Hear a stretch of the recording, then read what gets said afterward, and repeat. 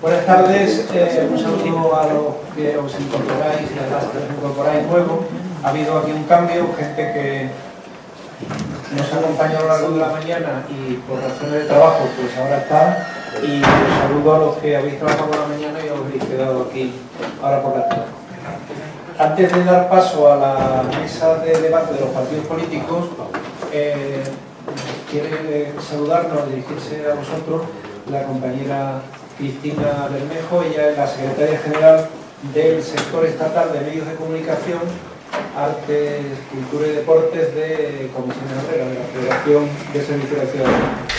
Ha venido esta mañana de Madrid, ha participado, como sabéis, a lo largo de la mañana y quería saludaros. Se da la circunstancia también que ya es una de las compañeras represaliadas, despedidas de Telemadrid, es operadora de equipos y bueno, pues un doble motivo para que viniera aquí. La parte de compañera de penas de la Radio Televisión Pública y de las políticas del Partido Popular, y luego pues el apoyo, la solidaridad del sindicato de comisiones obreras con la sección sindical de aquí de Rituvias. Por tanto, Cristina, gracias por venir, el esfuerzo de madrugar y estar aquí, y todavía que te queda otra parte de hoy. Y tienes la palabra. Bueno, muchas gracias, Antonio, buenas tardes a todos y a todas. Y bueno, estoy encantada de estar aquí, la verdad. Y al hilo de lo que ha terminado diciendo Antonio, lo primero que quiero transmitir es un saludo afectuoso, de agradecimiento y solidario de los compañeros de la sección sindical de Telemadrid y de toda la plantilla de Telemadrid por las muestras de apoyo recibidas constantemente por los compañeros y compañeras de la RTVA y en concreto por la sección sindical de comisiones obreras. También quiero felicitar a esta sección sindical tan luchadora, tan peleona, tanto por el trabajo que hacen en el sector estatal, del que soy responsable, como precisamente por ese esfuerzo de militancia, ese esfuerzo solidario que han puesto de manifiesto en numerosas ocasiones, como por ejemplo yendo también a apoyarnos a los trabajadores de Telemadrid a Madrid, y también con un mayor esfuerzo, porque los kilómetros son el doble, yendo a Valencia en un par de ocasiones con motivo del devastador, no sé ni cómo denominarlo, del devastador cierre de Canal Nou. Más que un saludo, me había preparado una pequeña intervención, un poco de por qué líneas estamos trabajando en el sector estatal, todo el asunto de la radiotelevisión pública. Quería hacer una pregunta al inicio, que es el mismo lema de la jornada, es sobre si tiene futuro la RTVA, si tiene futuro las radiotelevisiones públicas. Yo digo rotundamente sí, pero no el futuro que algunos han querido darle, como decía, con devastadores seres como el de Telemadrid o el de Canal Nou, que son desgraciados ejemplos de lo que algunos entienden que tiene que ser la radiotelevisión pública. Creo que venimos de un modelo perverso de radiotelevisión como servicio público, caracterizado básicamente por el endeudamiento progresivo, por el sobredimensionamiento de plantillas, claramente intencionado en muchos casos, y además producido, como habéis comentado esta mañana también muchas veces, por llenar las redacciones y otros espacios de comisarios políticos, y desde luego por una manipulación sin límites que nos ha puesto en la picota del descrédito y que ha hecho que a la ciudadanía no le importe eso que llamamos servicio público esencial de comunicación, como han de ser las radiotelevisiones públicas. Es curioso, venía pensando cuando venía en el AVE esta mañana en el tema de lo que es el servicio público esencial, y recordaba cuando hacíamos huelgas, por ejemplo en Telemadrid, huelgas generales o cualquier otro tipo de huelgas, y nos consideraban servicio público esencial y tenías que tener servicios mínimos, y decías, vaya, entonces éramos tan esenciales que teníamos que tener servicios mínimos. O sea, esas contradicciones, ¿no? Y bueno, pues toda esta perversión que decía del modelo, el despilfarro, la pésima gestión, el pésimo control que se ha hecho de la radiotelevisión pública, pues ha constituido al final un paquete perfecto para justificar ante la ciudadanía la privatización, la externalización, o en el peor de los casos el cierre, como en el caso de Canal Nou, y esperemos que no en el caso de Telemadrid. Esa frase: son un pozo sin fondo, no cumplen con ningún servicio esencial, ¿para qué mantenerlas pues? y ya el colmo de los colmos, y en una demagogia sin precedentes, en la que desde luego creo que Comisiones Obreras no va a entrar ni entrará jamás, es en lo que también se ha comentado aquí, en ese debate de si tengo que mantener un hospital público, tengo que cerrar la televisión. Yo creo que al final todos los ERE, las externalizaciones, los procesos privatizadores a los que nos están sometiendo no obedecen, como también hemos comentado, más que a una línea muy clara de intereses privados, ¿no?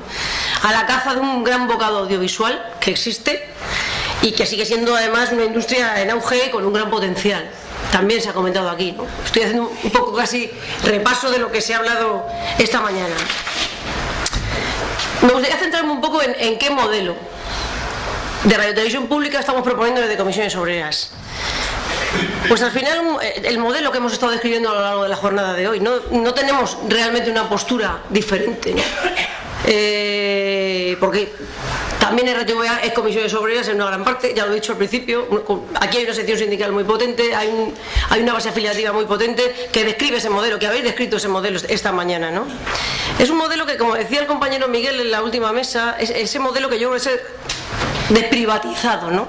Con ese carácter de que hasta la fecha nos hemos convertido muchas veces, no se ha sabido diferenciar si una radiotelevisión pública era privada o pública en el contenido, en la forma de gestionarse muchas veces, como un completo despropósito, ¿no? Por tanto, ¿cuáles son las 4 grandes líneas que debemos establecer de cara a ver cuál es ese modelo de radiotelevisión pública al que debemos ir o el que debemos mantener, ¿no? Pues en primer lugar yo creo que garantizar, como no puede ser de otra manera, la pluralidad informativa y la independencia, no solo, como bien se ha señalado, de los poderes políticos, sino también de los poderes económicos. Y para ello solo hay una vía: el control de la manipulación, con diferentes instrumentos. Por supuesto, los consejos de informativos, los estatutos de redacción, con la gestión de los órganos de dirección y los consejos de administración, participadas también de los trabajadores y también de otros agentes y colectivos sociales de relevancia, con el nombramiento, por ejemplo, de las direcciones generales por mayorías cualificadas, os suena todo esto, ¿no? En realidad no estamos diciendo nada nuevo, son cosas que estaban en los principios, en los estatutos de constitución de la mayoría de las radiotelevisiones públicas, pero que en muchos casos no se han cumplido. En Telemadrid, en la situación en la que estamos, llevamos 20 y tantos años peleando por un estatuto de redacción que no hemos conseguido tener y que está en nuestros principios fundacionales, que aquí sí, que se ha consolidado también en la TV3, pero que no hemos conseguido en otras televisiones, a pesar de estar ahí, de estar en los estatutos de creación. El segundo punto, por supuesto, fundamental: establecer qué vías de financiación van a tener las radiotelevisiones públicas. ¿Mixta? ¿No mixta? Esta mañana se hablaba aquí de la falacia que podía ser, o del paradigma de la televisión mixta. Yo la cuestiono, yo voy a decir por qué. Creo, en primer lugar, que tiene que haber una dotación presupuestaria suficiente y estable en el tiempo, a través, por supuesto, de la subvención pública, bien sea a través del contrato de programa, de dotaciones directas, clara y suficiente, es decir, suficiente como para que la televisión sea viable económicamente. Ahora bien, yo pongo en cuestión el tema de la publicidad y no soy tan tajante en la cuestión de eliminarla de cuajo, ¿no? Porque tenemos un triste ejemplo, que es la Corporación de Radiotelevisión Española, que suprimió de golpe la radiotelevisión y que, a mi juicio, lo único que ha hecho ha sido alimentar ese otro bocado, que era el de la publicidad, y convertir a Mediaset y a A3 Media, los dos grandes grupos, en un duopolio que se ha hecho con todo el mercado y que está encantado, por supuesto, de que Televisión Española no emita publicidad. Y entonces dices, es mejor esa publicidad encubierta, que muchas veces el ciudadano no es consciente de que está ahí, que una publicidad directa. Pues es una cuestión que debemos plantearnos, sobre todo porque podemos emitir publicidad controlada, cuantificada, en determinadas franjas horarias, con determinados cortes, que también hay una ley de emisión de publicidad que en la mayoría de los casos no se cumple, ¿no? Y por supuesto hay que recurrir a otras vías de financiación. Se comentaban aquí esta mañana. Toda la producción audiovisual institucional puede hacerse en las radiotelevisiones públicas. Por ejemplo, hay numerosísimos programas del Parlamento Europeo que están subvencionados por el Parlamento Europeo y podríamos hacer producción propia a coste cero, porque está subvencionado todo. Programas, por ejemplo, de agricultura, subvencionados por el Consejo de Europa, por numerosas organizaciones, aparte, como os decía, toda la publicidad institucional. Yo pongo, por ejemplo, un caso paradigmático que nos ha ocurrido en Telemadrid después de toda la barbarie. Telemadrid ofrecía y producía, porque además es un cortar y pegar, lo hablábamos aquí antes de las segundas cadenas, de la facilidad que muchas veces nos supone hacer un poco extensible la programación que ya hacemos a otros canales. Telemadrid producía toda la producción del canal Metro, del Metro de Madrid. Hay un canal interno de comunicación dentro del Metro, y esa programación, que eran noticias básicamente, era un rol de noticias, la hacía Telemadrid. Bueno, pues para eso Metro de Madrid pagaba 4 millones de euros de presupuesto. Pero Telemadrid, como parece ser que le sobra la dotación presupuestaria, pues ha decidido prescindir, y ni siquiera se presentó a la licitación el año pasado, cuando se renovó la licitación del canal Metro. Quiero decir, y entonces ha dejado que caiga también en manos privadas. Estos son algunos de los muchos ejemplos, por no hablar de otras fuentes de financiación típicas y clásicas de las que hemos utilizado, como es pues toda la venta de derechos, de programas ya realizados, la venta de esos productos al extranjero o a otras cadenas, etcétera, etcétera, etcétera, etcétera. Por lo tanto, creo que las vías de financiación pueden estar perfectamente claras y que pueden ser perfectamente, yo creo, compatibles unas con otras. Por otro lado, y otra cuestión fundamental para definir ese modelo es la prioridad de la producción propia. Pero lo primero que tenemos que hacer es precisamente definir qué es producción propia, porque muchas veces la hemos tenido incluso cuantificada en porcentaje, pero hemos tenido grandes discrepancias entre lo que era producción propia y lo que no. Lo cual no significa que seamos excluyentes de la producción externa. Nacimos con producción externa. Y es buena, como se ha visto esta mañana, es necesaria para fomentar precisamente esa industria del audiovisual que al final nos beneficia a todos y que enriquece, ¿no? Y cuando hablamos de producción propia, pues evidentemente tenemos que hablar de contenidos, de esos contenidos de proximidad. Contenidos de proximidad que por otro lado, al final generan más audiencia, como estamos viendo en algunos canales bastante exitosos, como por ejemplo Canal Extremadura, Televisión de Aragón, que cuando se hace información de proximidad, la gente está interesada en ver esa información, porque le cuentan lo que pasa en su barrio, en su pueblo, en su ciudad, no lo que pasa en la economía mundial solamente, sino que tiene una información local, una información de referencia, una información en la que está interesado, o se recogen las manifestaciones de cualquier colectivo social, las protestas o no protestas, simplemente posiciones de parte, ¿no? En fin, una serie de contenidos en los que no voy a entrar porque creo que se han abordado esta mañana plenamente, pero que es curioso porque yo llevo 16 años en televisión, cumpliría este año 16 años en Telemadrid, y desde que entré en Telemadrid he oído la misma cantinela. Somos los trabajadores los que aportamos una serie de contenidos, los que promovemos una programación alternativa. ¿No saben quienes nos dirigen que existe una programación alternativa? Es que me parece vergonzoso que tengamos que estarlo repitiendo constantemente, porque además siempre vamos en la misma línea: programación infantil, deporte de base, programas de interés cultural. Si es que la cantinela ya no la sabemos todos, ¿por qué no toman nota? No, es mucho mejor contratar al director de marketing cuando la audiencia se cae, y a un equipo súper cojonudo de marketing que viene de Oxford con un megamáster y nos va a sacar de este atolladero de falta de creatividad. Pero si la creatividad está dentro, si somos los trabajadores y las trabajadoras las que estamos proponiendo ese modelo alternativo, que es claro, que no hay que devanarse los sesos para saber cuál es, y que se ha demostrado además en numerosas ocasiones que cuando se pone en marcha funciona, y sin embargo algunos, la mayoría de quienes nos han dirigido en nuestras cadenas, pues han hecho caso omiso, por desgracia, ¿no? Y por último, creo que es importante y crucial, porque somos trabajadores y es nuestro papel también defenderlo, es crucial que dotemos a las radiotelevisiones públicas de una plantilla estable y predominantemente de personal público, donde se respeten los derechos laborales y por supuesto la negociación colectiva. ¿Por qué? Porque claro, también lo comentábamos esta mañana, es muy fácil externalizar la producción cuando tienes a la gente currando por salarios miserables y casi explotados en productoras externas, ¿no? Y eso es lo que no podemos tolerar. Y con esto hay que hacer un aviso serio a navegantes, porque muchos están ya pensando, por ejemplo, hablaba antes del modelo de Aragón, bueno para unas cosas pero no tanto para otras, como por ejemplo con el modelo que tiene de externalización, donde ni siquiera la plantilla de informativos es personal fijo, tiene una mínima plantilla de lo que sería el ente público de la televisión, pero tiene prácticamente toda la plantilla de informativos y por supuesto de programas subcontratada. Esto genera además muchos problemas para avanzar, no solo en la calidad de la programación, sino en ese pluralismo del que hablábamos, porque si tú estás sometido a la voluntad de una empresa, de una corporación privada, tu trabajo sobre la información, sobre la programación, también es distinta, ¿no? Y tienes unas ataduras que no tienes si eres personal público. Entonces, son cuestiones importantes y que, desde luego, son derechos adquiridos, los que hemos conseguido los trabajadores y las trabajadoras de la radiotelevisión pública y que tenemos que defender. Tenemos que defender a esas plantillas estables. No solamente personal fijo, sino también se habla aquí, no nos olvidemos de todo el personal temporal que ha trabajado en nuestras empresas durante tantos años como muchos de los que aprobamos una plaza fija, pero que por circunstancias esos otros compañeros o compañeras no llegaron a tener esa estabilidad en el empleo.